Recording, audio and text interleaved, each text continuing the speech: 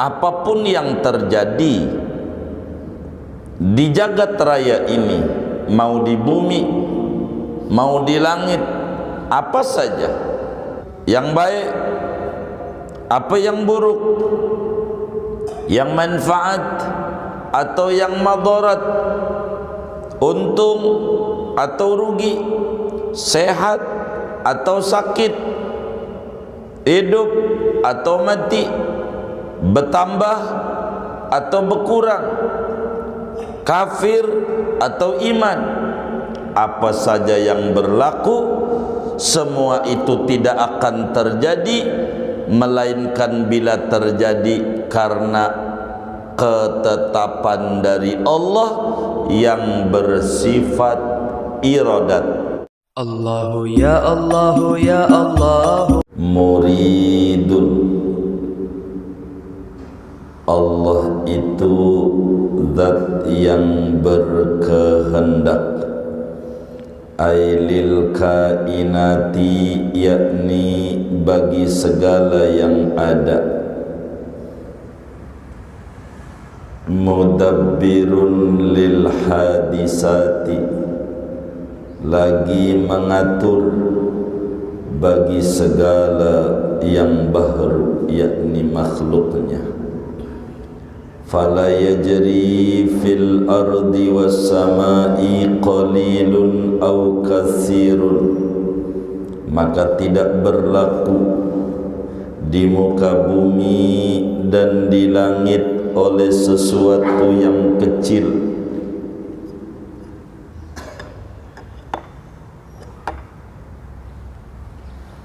au kasirun, atau sesuatu yang sedikit, kasirun atau sesuatu yang banyak, saghirun sesuatu yang kecil, au kabirun atau yang besar, khairun yang baik, au syarrun atau yang buruk, naf'un manfaat, au darrun atau madarat, fauzun keberuntungan, au khusranan atau kerugian, ziyadatun bertambah, au nuqsanun atau berkurang, kufrun kekufuran, au imanun atau keimanan, illa kecuali berlakunya, biqadaihi dengan qadanya Allah, wa qadarihi dan qadarnya Allah, wa hukmihi dan hukumnya Allah, wa masyiatihi dan kehendaknya Allah. Fama syaa kana, apa-apa yang menghendaki oleh Allah yaitu terjadi. Wa ma lam yasha' lam yakun, apa-apa yang tidak menghendaki oleh Allah niscaya tidak terjadi. Falau ijtama'al insu wal jinnu wal malaikatu wasyayatinu ala an yuharriku fil alami dzarratan aw yuskinuha duna iradatihi wa masyiatihi la'ajazu an dzalika, maka andai bersepakat seia sekata oleh manusia dan jin, wal malaikatu dan malaikat, wasyayatinu dan setan, ala an yuharriku atas bahwa mereka menggerakkan, fil alami di alam raya ini, dzarratan akan satu biji sawi, au yuskinuha atau mendiamkan oleh mereka akan satu biji sawi, duna iradatihi tanpa iradat Allah, wa masyiatihi dan kehendaknya, la ajazu an dzalika niscaya mereka lemah, tidak mampu daripada yang demikian itu menggerakkan maupun mendiamkan. Wallahu a'lamu bissawab. Segini, saudara-saudara sekalian yang mulia, kajian kita masih berbicara usuluddin yang ada di dalam kitab Risalah Jami'ah ini. Di antaranya yang wajib kita yakini, seyakin-yakinnya, bahwa Allah subhanahu wa ta'ala itu muridun, zat yang bersifat iradat. Allah itu, saudara, sifatnya iradat, dan Allah tersifati dengan muridun, yakni zatun sabatat lahul iradah, satu zat yang mempunyai sifat iradat. Iradat itu bahasa Arab, bahasa Kreolnya berkehendak. Berkehendak itu menentukan, menentukan itu menetapkan. Allah subhanahu wa ta'ala bersifat menetapkan, menetapkan kaya, menetapkan miskin, menetapkan hidup, menetapkan mati, menetapkan untung, menetapkan rugi, menetapkan ada, menetapkan tidak ada, begitu seterusnya dengan sifat iradatnya. Maka iradat itu ta'alluqnya adalah ta'alluqut takhsis. Iradat itu operasionalnya adalah menetapkan bagi sesuatu yang berlawanan yang boleh ada pada makhluk. Senang susah, enak enak, hidup mati, kaya miskin, gagal sukses, semua itu ditetapkan oleh Allah subhanahu wa ta'ala yang bersifat iradat. Maka di sini dijelaskan muridun ailil kainat. Kata Syekh Nawawi Al-Bantani, Allah itu menetapkan bagi segala yang ada. Maka apa yang ada di jagat raya dapat nikmat dari Allah dengan nikmatul ijad. Hatta binatang, hatta pohon-pohonan, semuanya mendapatkan ketetapan ada. Dari tadinya bisa ada, bisa tidak. Mudabbirun lil hadisat, yang mengatur bagi segala makhluk, semuanya skenarionya ada pada Allah. Jadi hidup kita ini tenang, ada yang ngatur kita. Kita harus kaya bocah, punya keyakinan ada yang ngatur dan ada yang ngurusin. Maka kita juga harus punya keyakinan itu, ada yang ngatur dan ada yang ngurusin, yaitu Allah subhanahu wa ta'ala. Al-Quran menjelaskan fa'alun lima yurid, Allah maha memperbuat bagi apa yang ia iradatkan. Innama amruhu idza arada syai'an ay yaqula lahu kun fayakun. segalanya adalah ketetapan Allah. Kayak Indonesia merdeka hari Jumat tanggal 17 bulan Agustus tahun 45, sedari dulu kala Allah sudah tetapkan seperti demikian. Apa saja yang terjadi tidak akan lepas dari ketetapan Allah. Kita berdoa kepada Allah dengan nangis, sehingga akhirnya Allah, ni orang udah nangis-nangis, gua kasihan, kasih aja dah. Enggak juga, karena ketetapannya lah yang berlaku. Begitu semuanya, apa aja yang berlaku. Enggak ada yang bisa menekan Allah, enggak ada yang bisa maksa-maksain Allah, enggak ada. Ketetapan yang berlaku. Allah tidak kasihan karena dia doa nangis-nangis jadi kasihan, gua kasih juga nih. Enggak. Sebab itu namanya ditekan sama dia. Allah bersifat iradat. Akan menjadi repot bila ada dua orang yang bertetangga, yang satu mau hajatan, yang satu petani. Yang mau hajatan minta hujan, minta panas, yang hajatan panas. Begitu.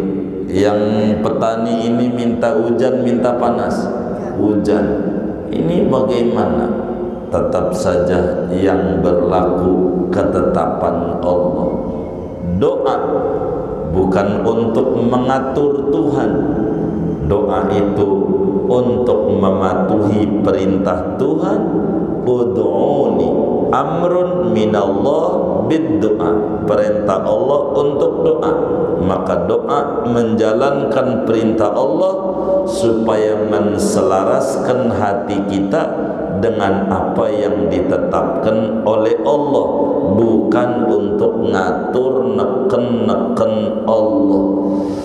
Bukan, sebab Allah bersifat iradat, tidak bisa dipaksa. Kalau kita sifat aslinya karohah, terpaksa, kita enggak bisa memilih. Lahir kita ketetapan Allah, pengen di Arab enggak bisa biar ada mancungan hidungnya, ya enggak. Semua ketetapan Allah. Ibu kita, bapak kita, warna kulit kita, pesek kita, mancung kita, semuanya muridun lil kainati mudabbirun lil hadisat. Semuanya adalah ketetapan Allah. Sebab andai Allah tidak bersifat iradat, maka tentu sifatnya karohah, dipaksa, terpaksa. Andai terpaksa, dia tidak punya kuasa. Sebab orang yang dipaksa tidak punya kudrat. Dan kita sudah bedah, tidak punya pengetahuan. Tapi Allah subhanahu wa ta'ala bersifat iradat. Iradat Allah, saudara, pada makhluknya 4. Ada iradat nikmat, ada iradat siksaan atau hukuman atau musibah. Ada iradat nikmat, ada iradat musibah, ada iradat taat, ada iradat maksiat. 4 ketetapan Allah yang berlaku kepada kita ada 4 macam. Ada namanya nikmat, ada namanya musibah, ada namanya taat, ada namanya maksiat. Ini semuanya merupakan iradat Allah. Kita harus pahami, yang kita disuruh ridho pada ketetapan, bukan pada yang ditetapkan. yang kita disuruh ridho pada qada bukan pada maqdi, yang disuruh ridho pada qadar bukan pada maqdur. Beda antara qadar dan maqdur, beda antara qada dan maqdi, ketetapan dan yang ditetapkan. Ini beda. Semuanya kita imani bahwa ini semua berlaku karena iradat Allah, tapi cara menyambut iradat tidak boleh kita pasrah, karena kita dibekelin iradat lokal oleh Allah. Karena itu dalam menyambut ketetapan Allah, kita jangan sampai keliru sebagai orang yang sunni. Kalaulah ketetapan Allah adalah nikmat, dagang untung, badan sehat, atau apa saja yang dirasa enak sama kita, maka ini yakini iradat Allah yang bersifat muridun. Ini nikmat, dagang untung, badan sehat, seterusnya. Cara nyambutnya dengan bersyukur. Ini namanya menyambut iradat Allah. Kalaulah ketetapan itu nikmat, maka kita menyambutnya dengan bersyukur. Di sini nih ada ridhonya Allah Subhanahu wa ta'ala. Iradat berjurus pada izin, ridho berjurus pada perintah. Maka bila ketetapan Allah itu nikmat, dagang untung dari Allah, badan sehat dari Allah, masih hidup kita orang dari Allah, maka menyambutnya pandai-pandai mensyukuri nikmat tersebut. Di sini ada ganjaran, di sini ada ridho dari Allah.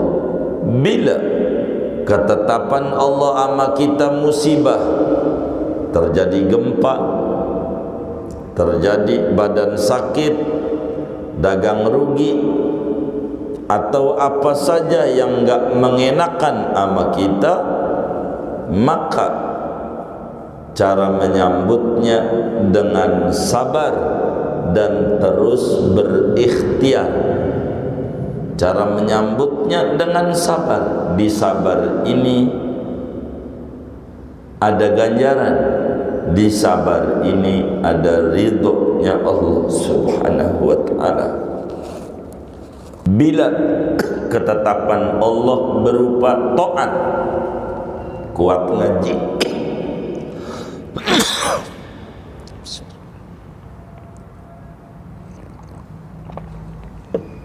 kuat ngaji, kuat ibadah, atau apa saja dari bentuk ketaatan, maka cara menyambutnya dengan sungguh-sungguh disertai keikhlasan. Sungguh-sungguh di sana ada ganjaran, keikhlasan di sana ada ganjaran, di sana ada ridho Allah. Namanya cara menyambut ketetapan Allah, maqdi.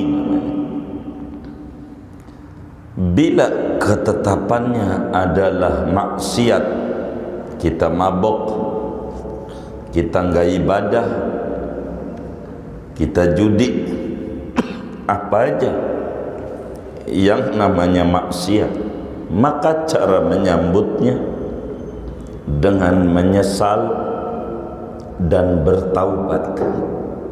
Penyesalan dan bertaubat ada ganjaran dan ada ridho Allah. Tidak boleh kita nyambutnya dengan nyandar kepada takdir. Dia enggak ngaji, gua belum dapat hidayah. dia nggak haji, gua belum dapat panggilan. Ngomong begitunya dosanya gede banget. Nggak haji bang, belum dapat panggilan. Emang udah nyetor? Ya belum sih, bego lo. Begitu gimana mau dipanggil nyetor kagak? Jadi bilang aja gua belum nyetor, begitu. Panggil mau udah dari dulu, Qur'annya udah turun, wa adzin finnasi bil haji, panggil tuh orang haji, dari dulu udah dipanggil. Yang belum nyahutnya maka jawabannya ketika nyahut, labbaik Allahumma labbaik. Itu begitu. Inilah 4 macam cara menyambut ketetapan Allah. Bagaimana Nabi Allah Adam alaihi salam makan buah yang dilarang dalam keadaan lupa. Walaqad ahidna ila adama min qablu fanasi walam najid lahu azma. Saya sudah wanti-wanti Adam jangan sampai makan buah yang dilarang. Dia lupa Nabi Adam. Tidak dosa, tapi karena melakukan kesalahan meski lupa, karena orang yang derajatnya tinggi dianggap salah besar walaupun lupa, maka menyambutnya dengan Rabbana dzalamna anfusana wa illam taghfir lana wa tarhamna lanakunanna minal khasirin. Seorang mukmin yang faham, yakin di dalam hatinya bahwa Allah Subhanahu wa ta'ala muridun, bersifat iradat, maka akan menyerahkan segala urusannya kepada Allah, karena yang mengetahui baik dan buruk adalah Allah. Berapa banyak kita pandang buruk kejadian yang ada, padahal itu baik buat kita. Berapa banyak kita pandang baik, padahal itu buruk pada kita, karena kita tidak mengenal akhir kehidupan, akhir kemudian. Yang tahu yang punya sifat iradat. Apa yang berlaku di jagat raya semuanya iradat Allah.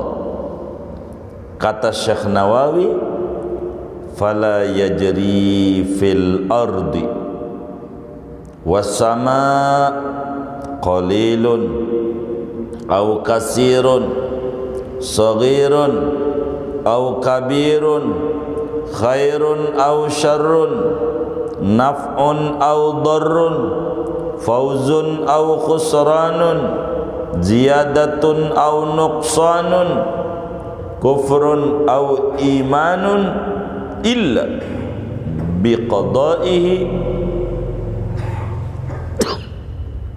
wa qadarihi wa hukmihi wa masyiatihi wa masyiatihi. Kata Syekh, saudara sekalian yang mulia, apapun yang berlaku di jagat raya ini, apapun yang terjadi di jagat raya ini, mau di bumi, mau di langit, apa saja, baik itu kecil, baik itu sedikit, kita dagang untungnya dikit, atau kita dagang untungnya banyak, kita punya anak dikit, kita punya anak banyak, saghirun au kabirun, kecil atau besar, apa saja, mau buah-buahan, mau apa saja, kecil besar, yang baik apa yang buruk, yang manfaat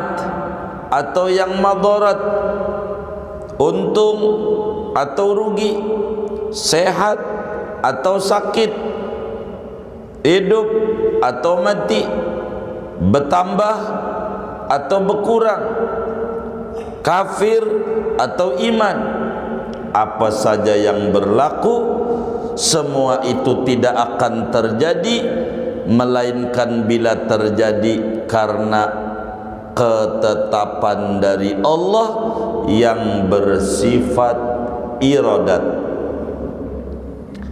Maka yang kita cari hikmahnya, jangan iradatnya. Hikmatul iradat itu yang harus kita pikirin.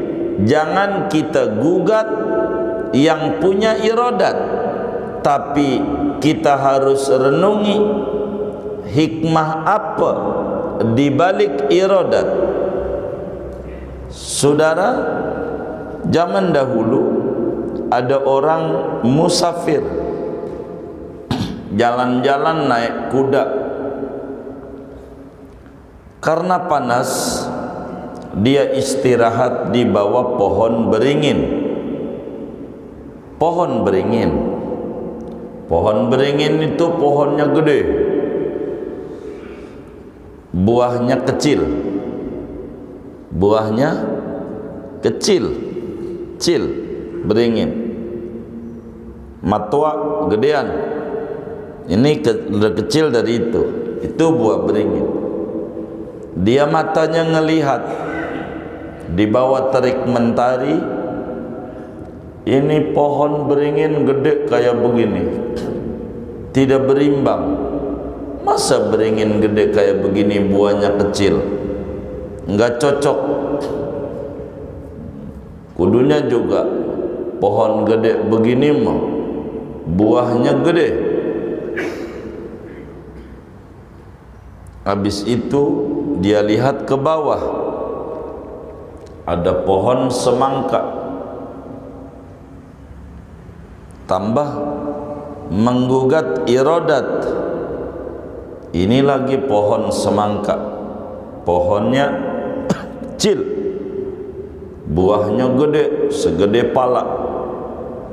Yang cocok juga ono pohon beringin, buahnya segede semangka, pas karena pohonnya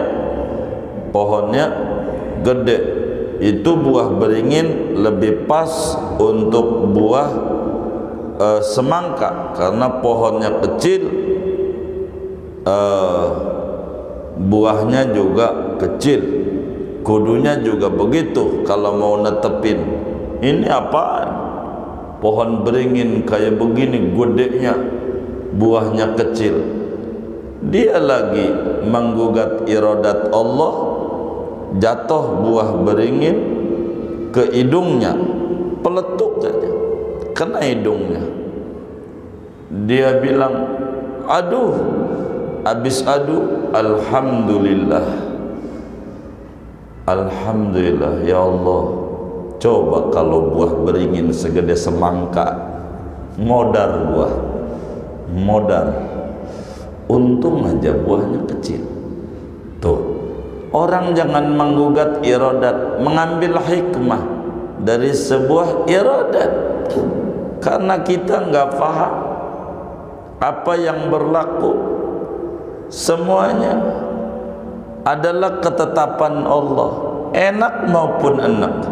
Kata Imam Ibnu Athaillah Sakandari dalam hikamnya, beliau menyatakan, mata a'taka ashhadaka birrah wa mata mana'aka ashhadaka qahrah.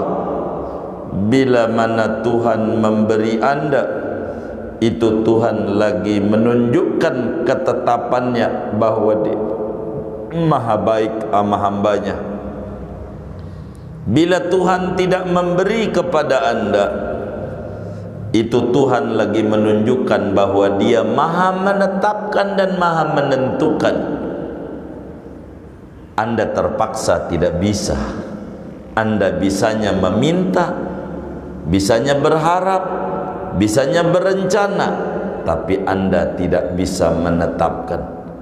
Orang dagang berencana, pengen untung, tapi yang menetapkan Allah yang bersifat iradat. Kadang ketetapannya enak sama kita untung, terkadang ketetapannya tidak enak sama kita, rugi, tapi semua adalah ketetapan Allah. Ada hikmah besar di balik setiap ketetapan demi ketetapan dari Allah Subhanahu wa ta'ala. Maka tidak akan berlaku di bumi maupun di langit, kecil, gede, sedikit, banyak, enak, enak, baik, buruk, manfaat, madarat, untung, rugi, sehat, sakit, bertambah, berkurang, kufur, iman, atau yang lainnya, illa biqada'ih, melainkan yang berlaku itu karena ketetapan Allah, karena takdir dari Allah, karena hukum dan ketetapan dari Allah. Singkatnya kata Syekh Nawawi, fama syaa kana wa ma lam yasha lam yakun.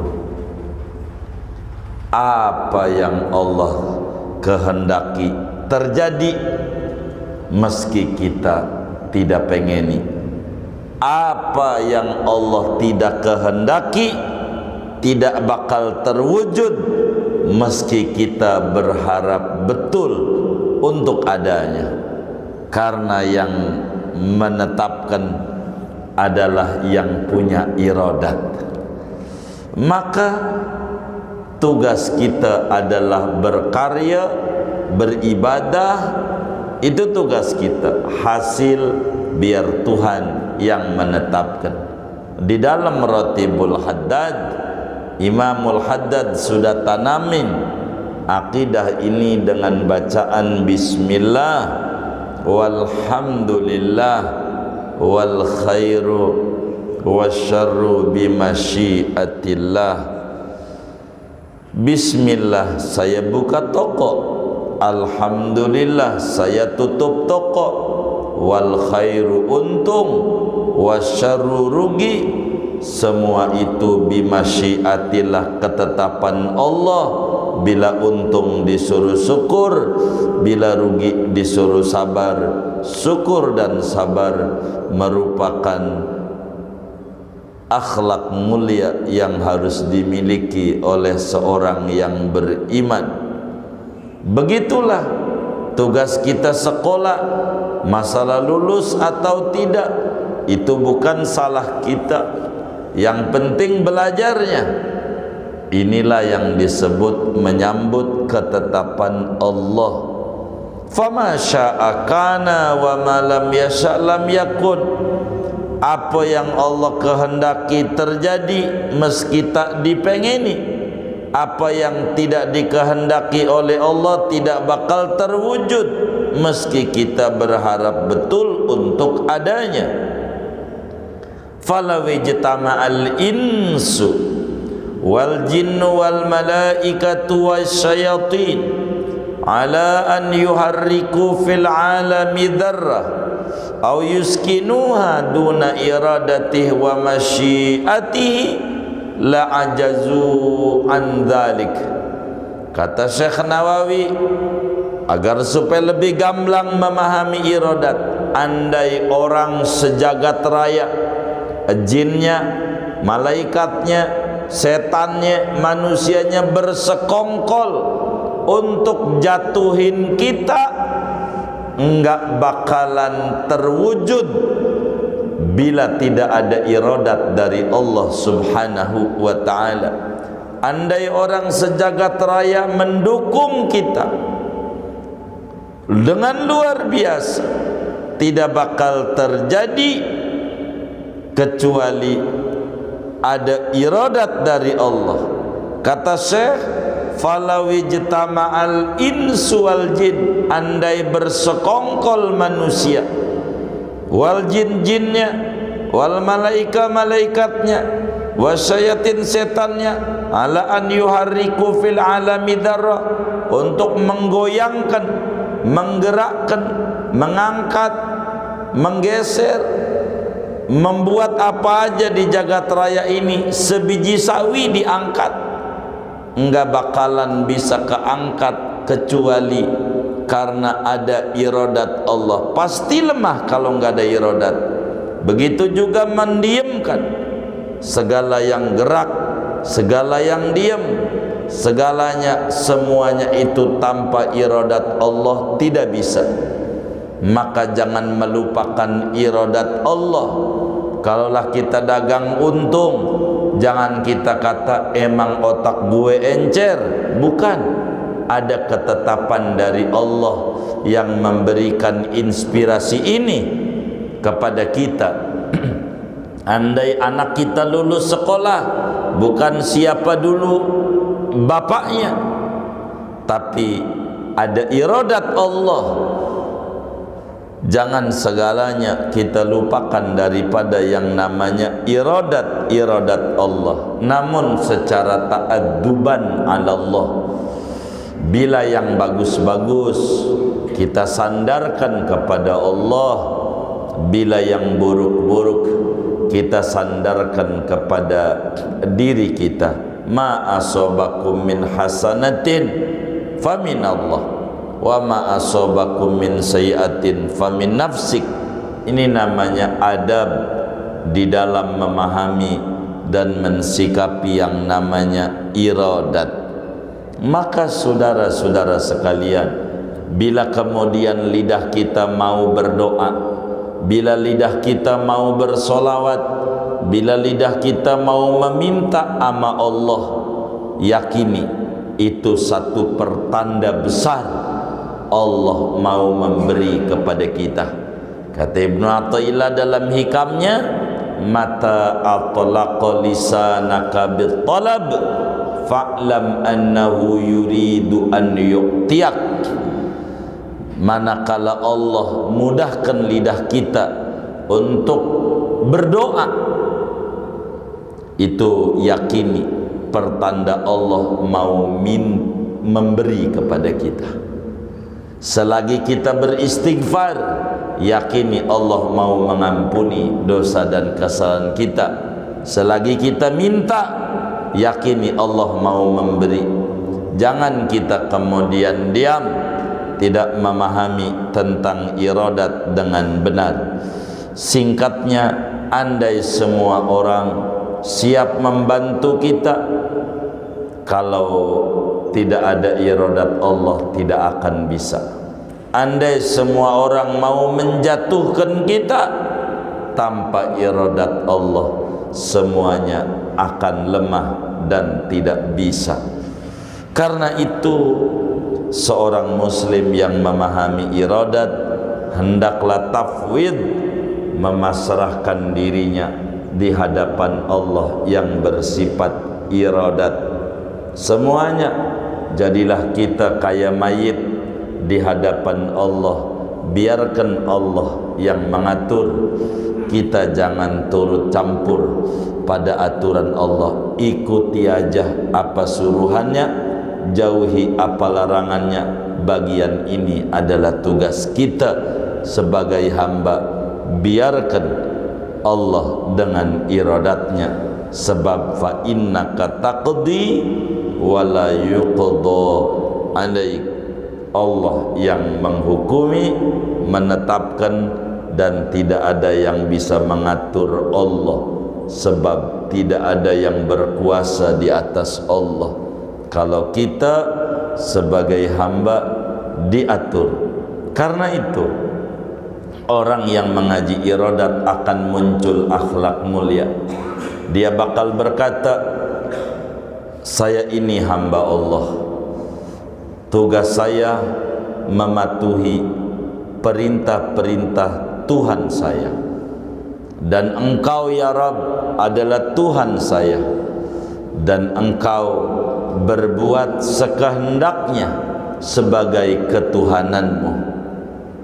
Bagi saya, ibadah adalah barang penting.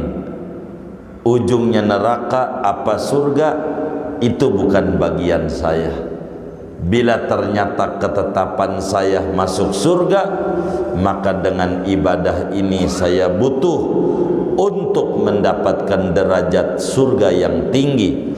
bila ketetapan saya neraka, ternyata dengan ibadah ini maka paling tidak saya menghilangkan penasaran, karena tugas saya adalah ikhtiar dan usaha. Bagi saya masih mending masuk neraka dengan mematuhi perintah Allah daripada masuk neraka dengan melanggar perintah Allah.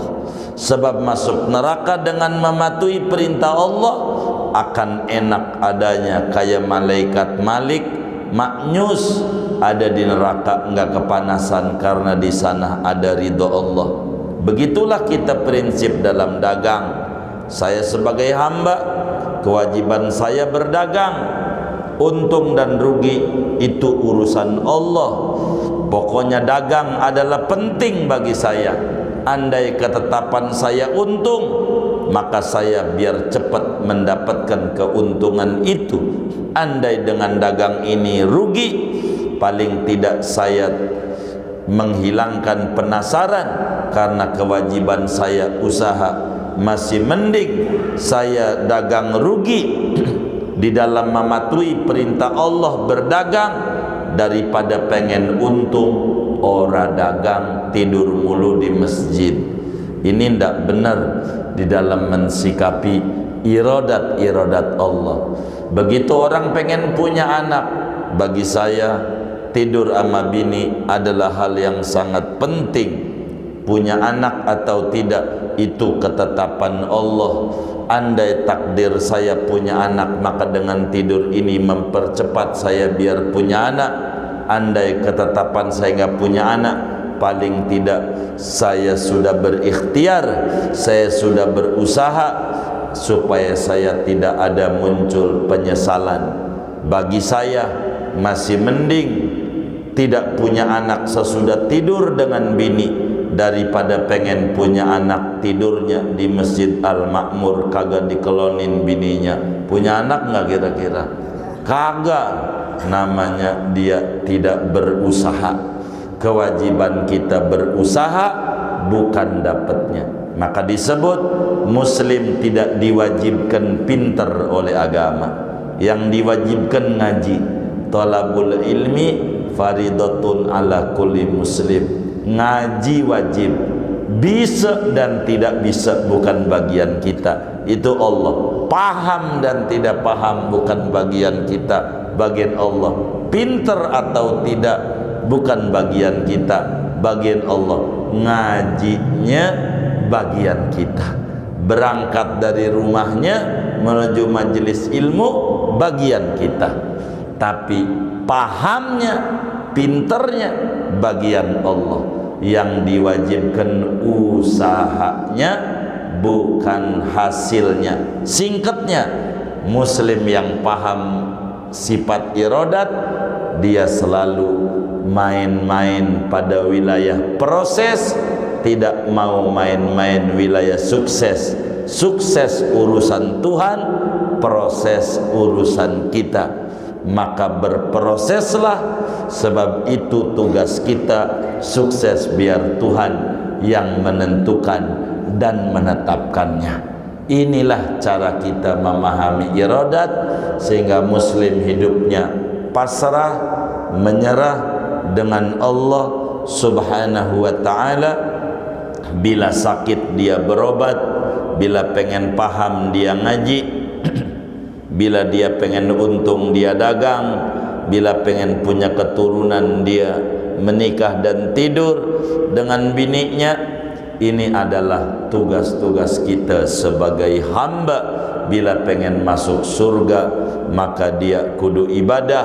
Bila pengen dapat ikan, dia kudu mancing. Maka mancingnya ini adalah disebut ibadah. Dapat ikannya adalah hakikat dari iradat Allah subhanahu wa ta'ala. Maka muslim yang baik, muslim yang tidak menggugat iradat Allah, tapi mencari hikmah dari apa yang berlaku dari ketetapan Allah, sehingga kita tidak gampang nyalahin Allah. Jangan kita kata gua udah tahajud, gua udah duha, gua udah ziarah ke wali, ngapa dagangan gua rugi? Ya, dia terserah gua, kata Allah. Semuanya punya gua, muka kasih untung, muka kasih rugi. Begitu, kita ibadah baru dikit aja, udah Tuhan, udah ditagih-tagih. Begitu, kita jalanin aja. Nikmati prosesnya, sukses akan datang dengan sendirinya. Dan ini tugas kita di dalam memahami sifat iradat yang diterangkan di sini dengan bahasa muridun. Allah bersifat iradat. Wajiblah kita sebagai hamba adalah meyakini tentang iradat Allah ini, dan kita dengan itu akan hidup penuh dengan kenikmatan, hidup kita penuh dengan ketentraman, hidup kita penuh dengan kedamaian, asal kita memahami iradat Allah. Amin ya rabbal alamin. Segini aja, ndak mau banyak-banyak. Ada yang ditanya mungkin dari materi ini atau di luarnya, sebelum doa dipersilahkan. Wallah.